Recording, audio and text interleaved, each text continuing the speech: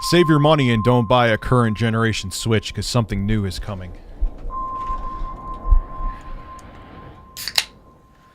Ah!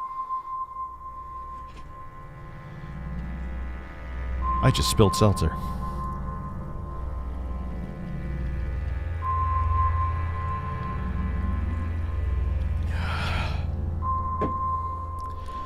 That's how a man drinks seltzer. Let's get into it. Seltzer on my balls. Skip it up and that up. So I feel like there have been next-gen Switch and Switch Pro rumors out for a very, very long time. I'm not going into the whole shtick of how long I've been talking about them, but now it seems like a new product is more imminent than ever. And Nintendo kind of did this with the Switch Lite. There were rumors, there were rumors, there were rumors, there were rumors, and then boom, there was a Switch Lite. I feel like that's happening now, and with the way they actually dropped or released the Switch Lite, they could release a Switch Pro or new Nintendo Switch or whatever the hell they're going to call it the same way, where they're not saying much. They did kind of hint at it. Shuntaro Furukawa, who is Nintendo's president, hinted that they don't want the software to get stale, or the hardware, I mean to say, to get stale, or both. So yeah, something's coming. And now this from Serkin Toto of game consultancy Kantan Games, pretty much guarantees that we're getting something relatively soon from Nintendo, a new, more powerful piece of hardware. We've heard before it's going to have the same capabilities as a base PS4, this next Switch. It's going to have an OLED screen that's 720p and 7 inches. Even though it's the same resolution, it's going to be much nicer. It's going to have lower latency because it's OLED.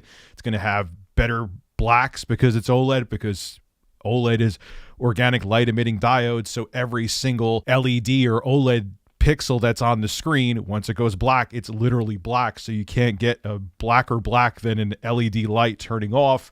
So it's going to be a nice piece of hardware. So we heard all of these rumors, and now we're hearing even more that it's probably going to release later this year. Now, of course, this all could be wrong, but with what Nintendo is now saying and all of these other rumors we're hearing from places like Bloomberg and these industry insiders, something has to be coming. Anyway, this comes from express.co.uk. I'm going to read this to you, then we will discuss. Adding more fuel to the rumors of an imminent Switch Pro reveal, the article claims that the Switch Pro will boost console sales.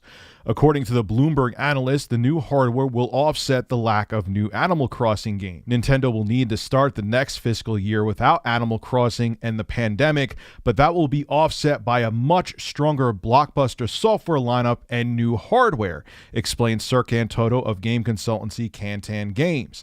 Even better news is that the Switch Pro will reportedly have a 2021 release date, most likely in the second half of the year. That's a lot sooner than expected.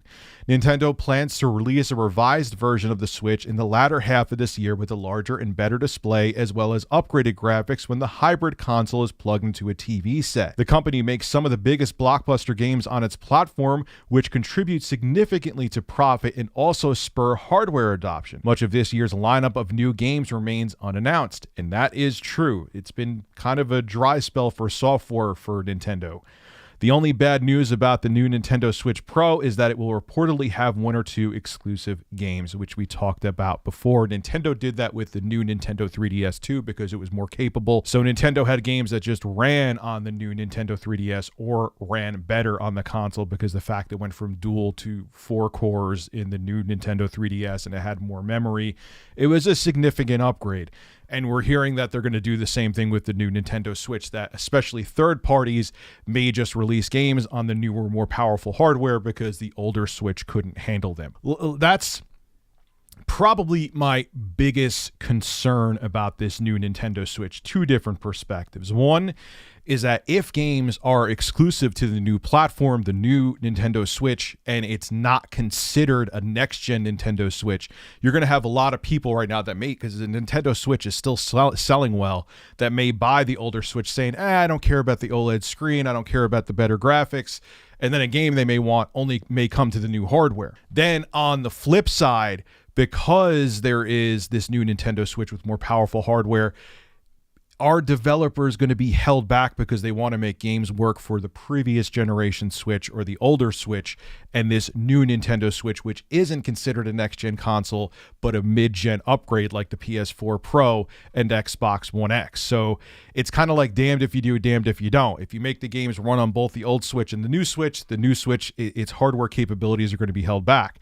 But if you make games only for the new Switch and the new Switch isn't considered a next-gen Switch, people are going to feel slighted because they bought the older Switch. They're still buying the older Switch now, which I suggest you don't do.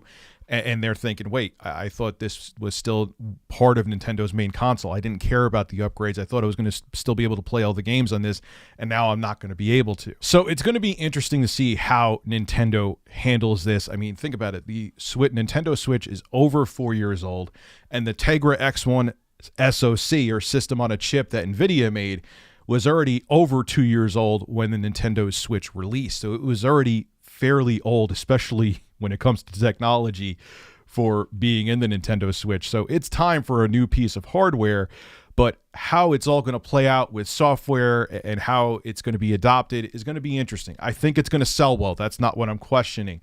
But will Nintendo piss off a piece of their base because they just went out and bought a Switch now and the new Nintendo Switch is going to have games exclusive to it? Only time will tell. Or better yet, will the new Nintendo Switch be held back because of the fact that developers want games to run on the older hardware as well? We're going to have to wait and see. This is Rich of Review Tech USA signing out. Have a good one. Hey, if you enjoy my content, consider becoming a Review Tech USA member. I'll have a link below in the description. I live stream now on this channel all the time, and it gives you access to cool emoticons to use as well while I live stream. Again, link below in the description. Thank you for your continued support.